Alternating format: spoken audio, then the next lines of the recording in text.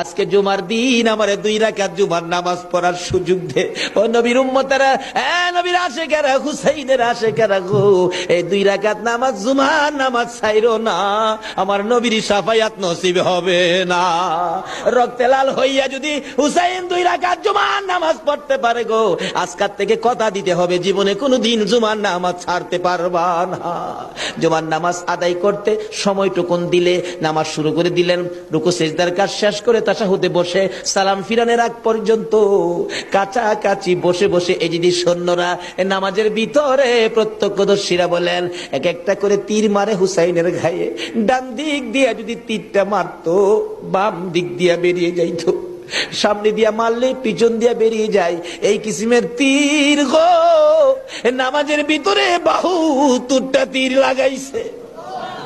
হুসাইন সালামটা ফিরাইয়া নানা গো